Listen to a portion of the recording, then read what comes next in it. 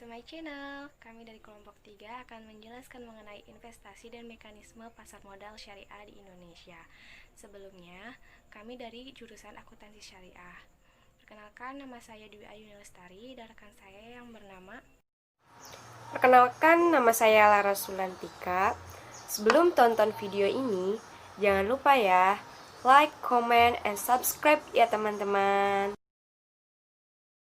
Investasi adalah penanaman modal untuk mendapatkan keuntungan di kemudian hari. Modal itu bisa berupa uang atau sumber daya yang lain. Dengan berinvestasi, orang berharap bisa mendapatkan manfaat di kemudian hari. Menurut Abdul Aziz dan Maria Ulfah yang dikutip dalam buku Kapita Selecta Ekonomi Islam Kontemporer, menyatakan bahwa investasi dapat dilakukan, yakni sektor real dan sektor keuangan. Sektor real itu dilakukan dengan membeli atau menyimpan benda-benda real yang diharapkan akan mempunyai nilai tinggi di masa yang akan mendatang, seperti tanah, bangunan, emas, dan lain-lain. Sedangkan di dalam investasi sektor real dapat dilakukan dengan memperdagangkan surat berharga jangka pendek seperti deposito, SBI, dan lain-lain. Pasar modal memperdagangkan surat berharga jangka panjang seperti saham dan obligasi. Menurut Undang-Undang Pasar Modal Nomor 8 Tahun 1995 tentang pasar modal, mendefinisikannya itu sebagai kegiatan publik yang berkaitan dengan penawaran umum dan perdagangan efek perusahaan publik yang berkaitan dengan efek yang diterbitkan, serta lembaga dan profesi yang berkaitan dengan efek. Tujuan pasar modal yaitu menyediakan dana pinjaman jangka panjang untuk memproduksi barang lain berupa aktiva, yaitu berupa pabrik dan peralatannya yang digunakan untuk memproduksi barang lain. Selanjutnya yaitu sejarah perkembangan pasar modal. Pasar modal di Indonesia mempunyai beberapa periode dari tahun 1912 hingga sekarang. Pembagian tersebut dimaksudkan ada hal-hal khusus yang berkaitan dengan perkembangan, baik dilihat dari sisi peraturan, politik, dan ekonomi. Sedangkan pasar modal syariah didirikan pada tahun 2003. Pasar modal syariah adalah kegiatan penawaran umum dan perdagangan efek yang kegiatannya itu sesuai dengan prinsip-prinsip syariah. Prinsip pasar modal syariah adalah prinsip hukum Islam berdasarkan Fatwa DSN MUI. Prinsip tersebut mempunyai akad. Yang pertama, akad ijaroh. Yang kedua, akad kafalah. Yang ketiga, akad mudorobah. Dan yang keempat, akad wakalah.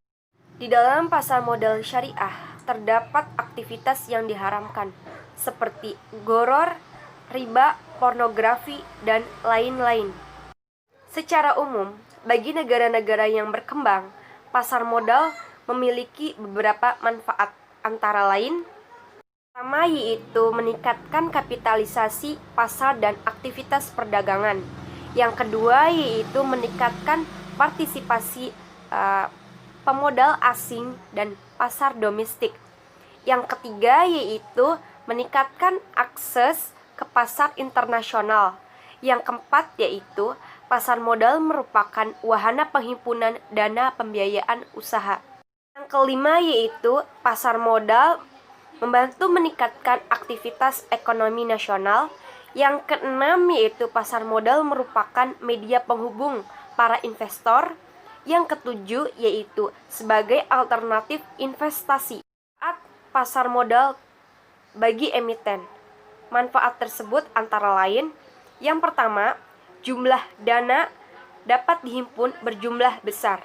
Yang kedua, Dana tersebut dapat dilihat atau diterima sekaligus pada saat pasar perdana selesai. Ketiga, yaitu tidak ada konvenen, sehingga manajemen dapat lebih bebas dalam mengelola dana dan perusahaan. Yang keempat, yaitu solvabilitas, perusahaan tinggi hingga memperbaiki citra perusahaan. Yang kelima, yaitu ketergantungan emiten terhadap bank menjadi lebih kecil. Pasar modal bagi investor. Beberapa manfaat antara lain, yang pertama, nilai investasi berkembang mengikuti pertumbuhan ekonomi. Yang kedua, memperoleh dividen bagi mereka yang memiliki atau memegang saham dan bunga yang mengembang bagi pemegang obligasi. Yang ketiga, yaitu dapat sekaligus melakukan investasi dalam beberapa instrumen yang mengurangi risiko.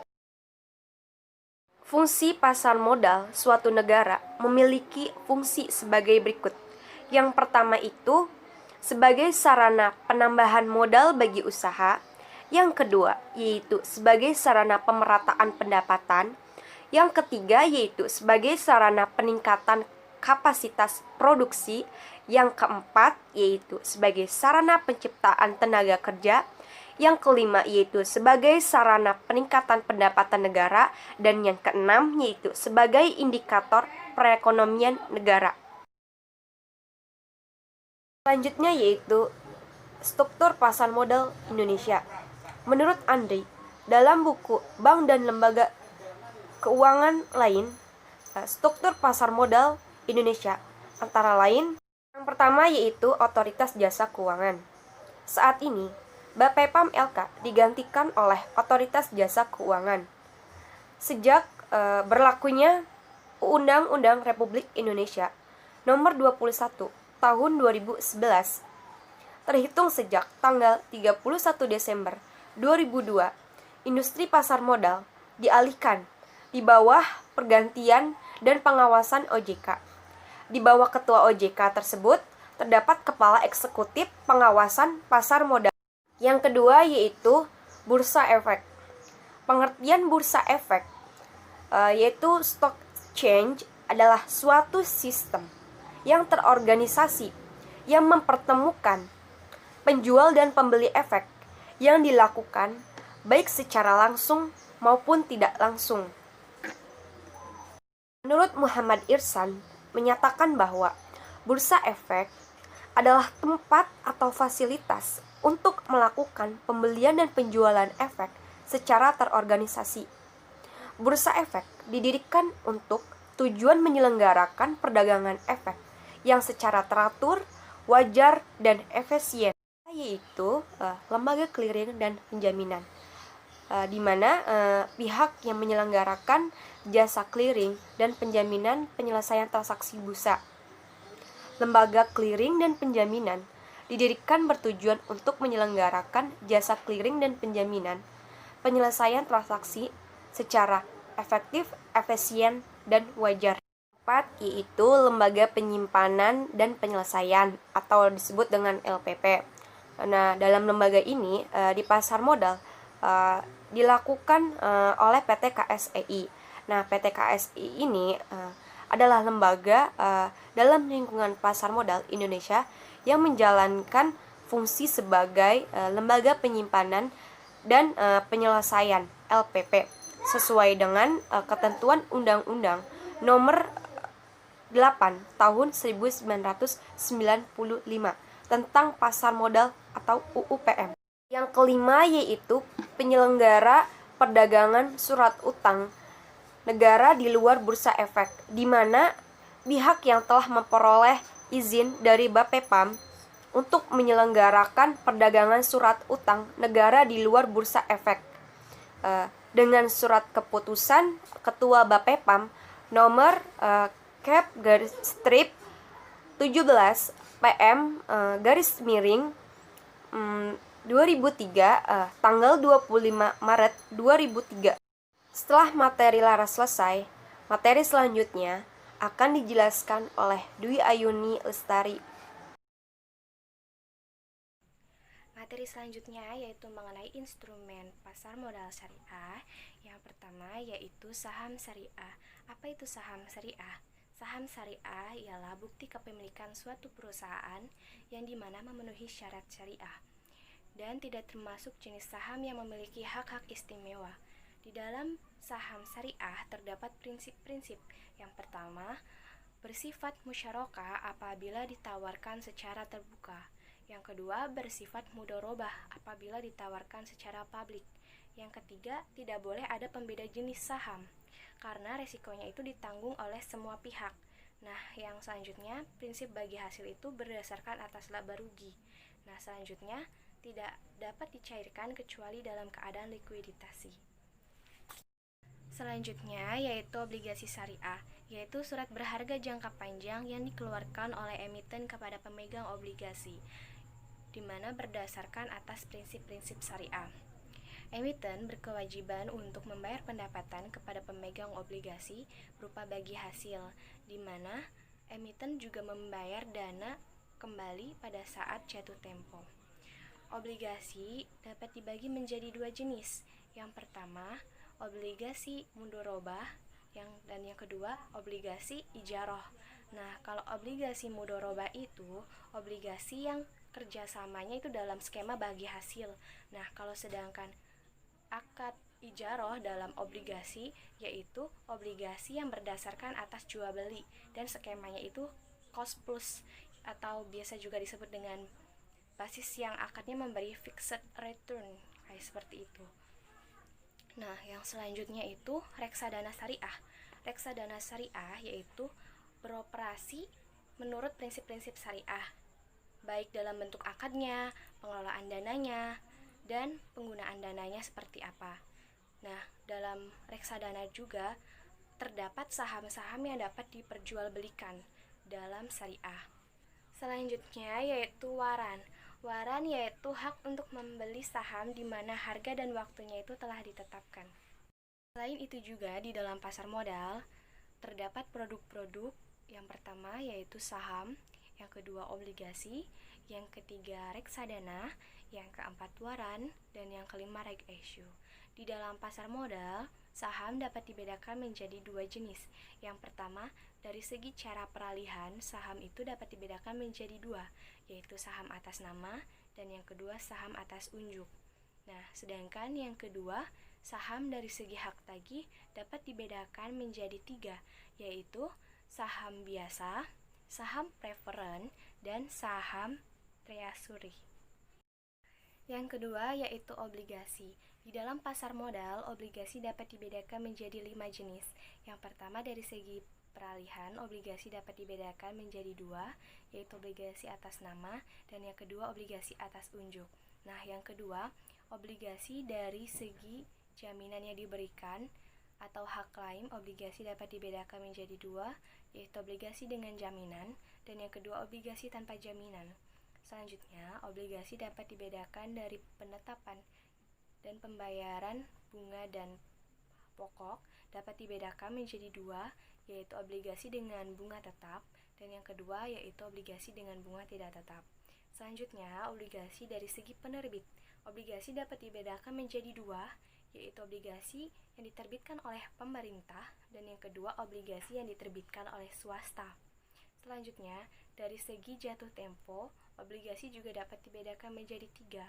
Yang pertama, obligasi jangka pendek, yaitu obligasi yang jangka waktunya kurang dari 1 tahun.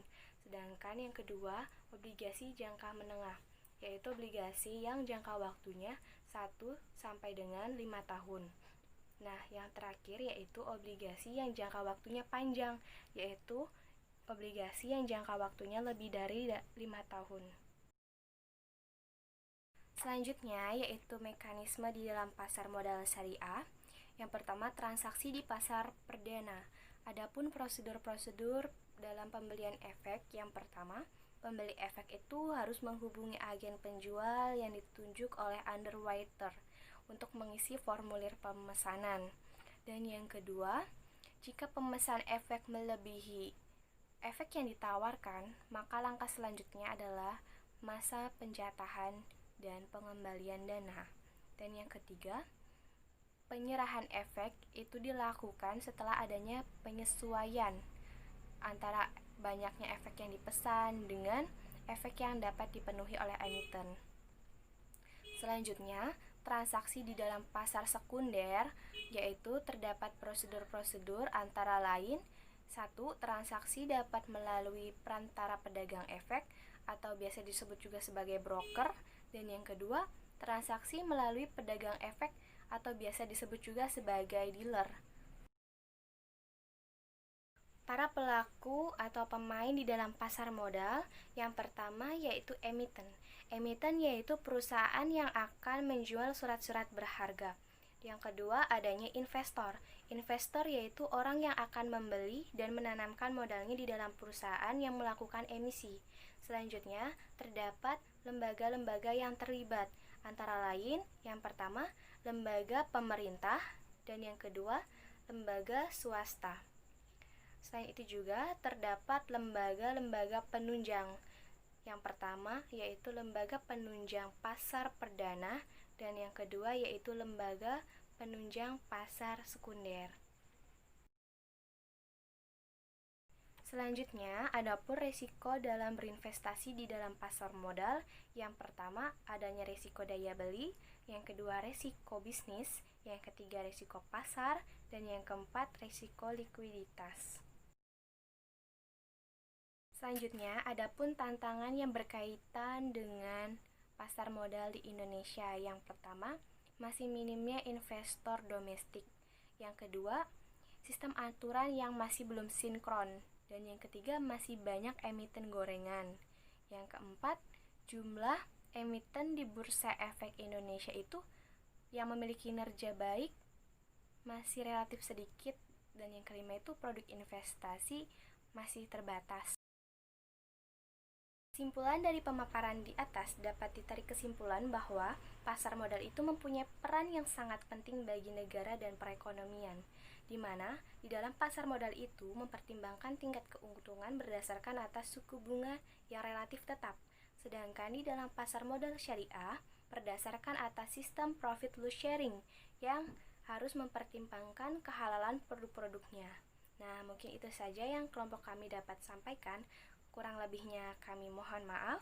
Kami akhiri. Wassalamualaikum warahmatullahi wabarakatuh. Thank you for watching. See you next time.